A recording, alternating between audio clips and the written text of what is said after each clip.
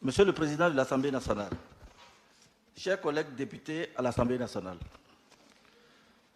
le jeudi 13 avril 2023 ont eu lieu l'ouverture de la première session ordinaire de cette année et l'investiture du Président de l'Assemblée nationale pour le compte de la 9e législature. Ces deux cérémonies ont connu la présence effective des députés du parti Les Démocrates.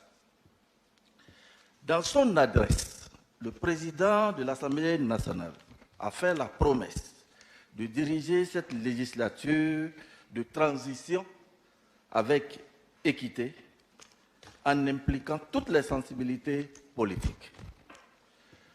Nous relevons que cette déclaration, qui fait office d'intention de bonne foi, vient en contradiction flagrante avec la manière dont les activités au sein du Parlement sont menées depuis l'installation de la législature jusqu'à aujourd'hui.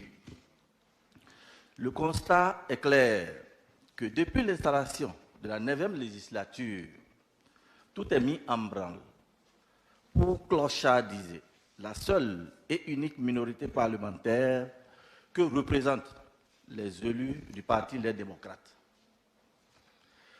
Nous n'en avons pour preuve que le mode utilisé pour procéder à la réinstallation des membres de la commission permanente après la décision de la Cour constitutionnelle. Aussi, déplorons-nous le processus ayant conduit à la désignation et à l'installation des membres de la 7e mandature de la Cour constitutionnelle. En effet, pour une réunion du bureau de l'Assemblée nationale, prévue pour se tenir le lundi 22 mai 2023 à 13 h, ce n'est que le même jour à 10 h que le cabinet du deuxième vice-président, représentant de la minorité au sein du bureau de l'Assemblée nationale, reçoit la lettre d'invitation. Cette manœuvre n'est rien d'autre qu'une ruse visant à empêcher la candidature de la minorité. Sinon, comment comprendre que le bureau de l'Assemblée nationale, qui connaît la situation sanitaire de l'honorable Léon Basile Ahossi, puisse malheureusement en profiter pour procéder à des désignations qui ne tiennent aucunement compte de sa présence au sein du bureau de l'Assemblée nationale. Monsieur le Président, chers collègues députés, la conséquence de cette désignation exclusive en est que le mardi 6 juillet 2023, le peuple béninois a assisté, tout stupéfait, à l'installation au palais de la présidence de la nouvelle Cour constitutionnelle en présence du chef de l'État, du bureau de l'Assemblée nationale.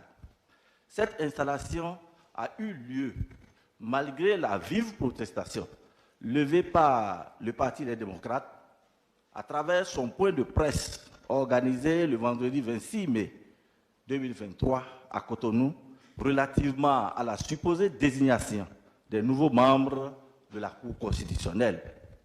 Ce point de presse avait dénoncé la méthode et la démarche cavalière qui ont conduit à la désignation des 4 personnalités devant siéger à la Cour pour le compte du bureau de l'Assemblée nationale.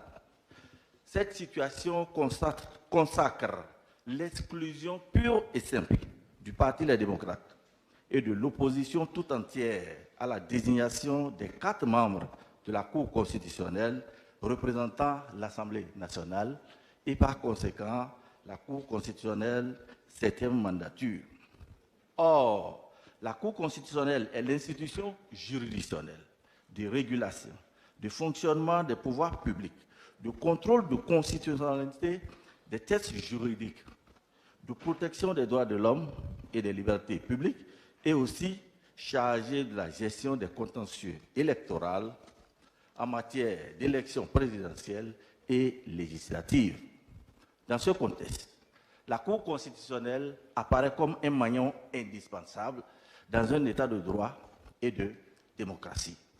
Il est donc inacceptable d'exclure dans le processus de désignation de ses membres un acteur politique majeur qu'est l'opposition, fût-elle minoritaire.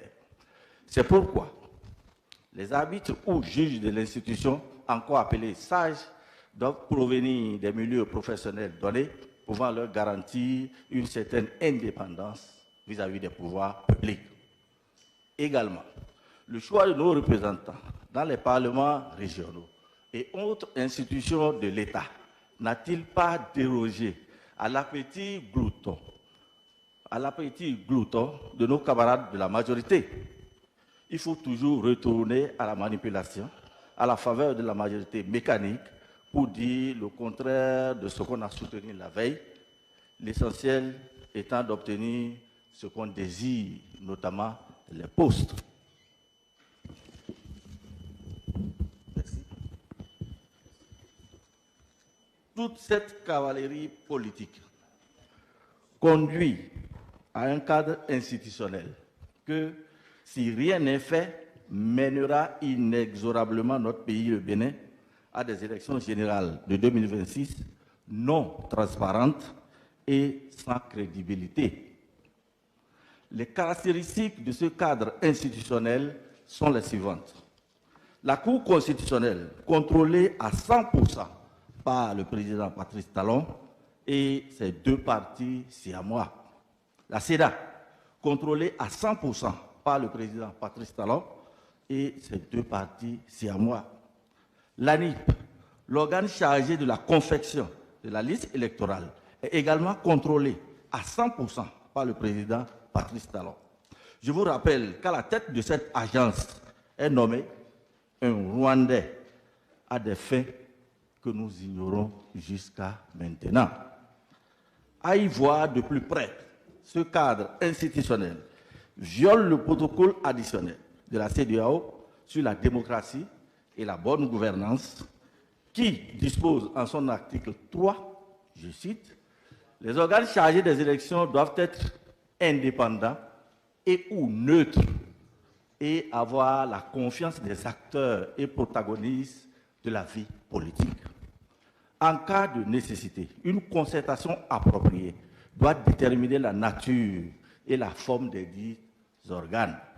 Mieux, l'article 5 du même protocole dispose que les listes électorales sont établies de manière transparente et fiable, avec la participation des partis politiques et les électeurs qui peuvent les consulter en tant que besoin. Il faut donc rappeler que ces instruments juridiques sous-régionaux ratifiés par notre gouvernement sont au-dessus de nos lois nationales.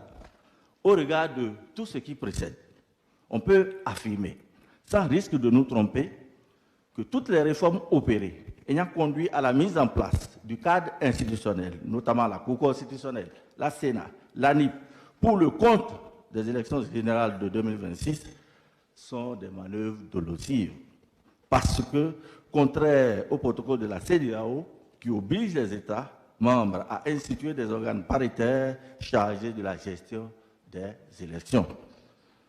Monsieur le Président de l'Assemblée nationale, chers collègues, nous voici à nouveau devant un fait accompli qu'on veut nous imposer.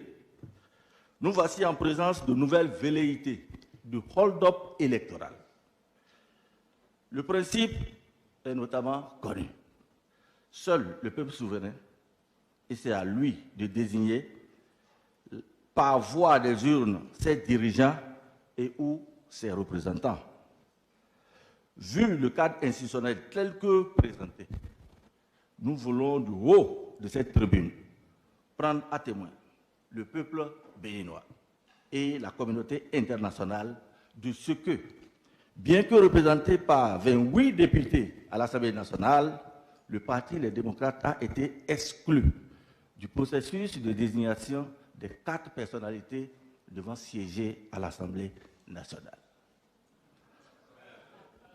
À la Cour, merci. Devant siéger à la Cour, merci. À cette étape de mon intervention, je voudrais appeler les collègues députés à produire des connaissances au travers des lois que nous votons ici à l'Assemblée nationale, plutôt que de ruser avec les lois.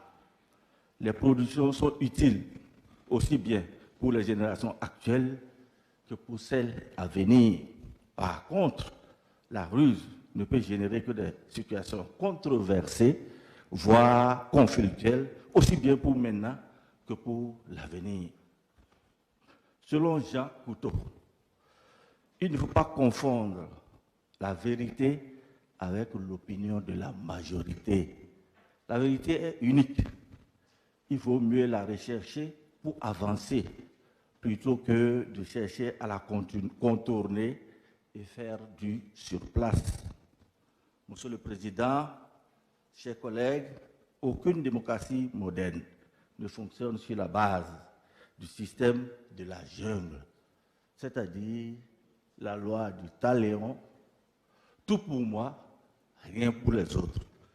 Je suis fort, je fais ce qui me plaît. Monsieur le Président de l'Assemblée nationale, vous serez le seul dont le nom sera retenu comme pourfendeur de la démocratie et ayant favorisé une jurisprudence qui réduit la minorité à sa plus simple expression. Avant de prendre congé de vous, Monsieur le Président, je voudrais partager avec vous cette citation de Nelson Mandela qui dit, je cite, « Que vos choix reflètent vos espoirs et pas vos peurs. » Je vous remercie.